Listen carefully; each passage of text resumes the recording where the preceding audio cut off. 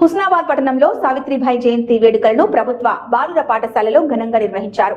Municipal chairperson ఆకుల రజిత వెంకన్న పూలమాలలు వేసి నివాళులర్పించారు.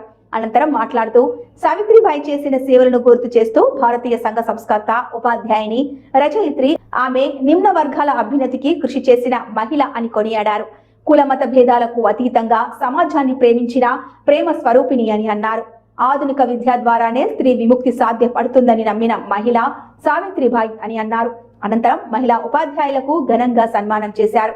ఈ కార్యక్రమంలో municipal vice chairperson Aileni Anitha, councillor Doddi Srinivas, ప్రధానోపాధ్యాయులు వాసుదేవారెడ్డి, ఉపాధ్యాయులు తదితరులు పాల్గొన్నారు. సమాజం అప్పుడు స్వాతంత్రం రాకముందు మరి అట్లాంటప్పుడే సావిత్రిబాయి పూలే ముందుకొచ్చి తను పాఠాలు చదువు అక్షరం ముక్క రాని తను అక్షరాలు నేర్చుకొని భర్త ద్వారా ఎన్నో ఒడిదడుకుల మధ్య మరి ముందుకు వచ్చి పాఠాలు నేర్పించడం, ఒక మహిళా ఉపాధ్యాయునిగా వారు పేరు తెచ్చుకోవడం, దాని వెనుక తన సంకల్పం, తన ఆలోచన విధానం ఎంతో గొప్పది. ఇంత మహిళలు ముందుకు వచ్చినప్పటికీ కూడా ఇంకా ఎన్నో అవాంఛనీయ సంఘటనలు జరుగుతున్నాయి.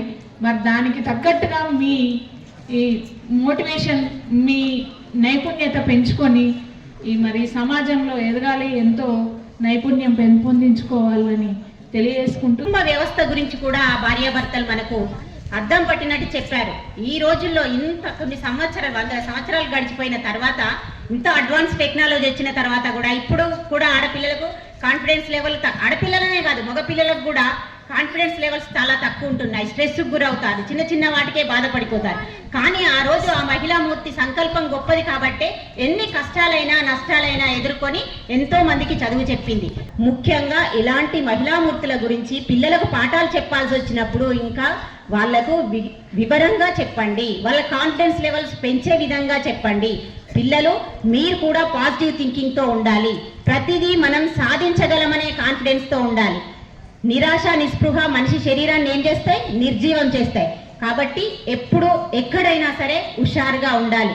ఆ మహిళామూర్తి ఎన్ని కష్టాలు పడి, ఎన్ని నష్టాలు కోర్చుకొని ఈరోజు ఇంకా భౌతికంగా తను లేదు కావచ్చు, కానీ మన హృదయాల్లో చదువుల తల్లిగా ఉన్నది. కాబట్టి ఆ మహిళామూర్తికి నిజంగా జోహార్లు.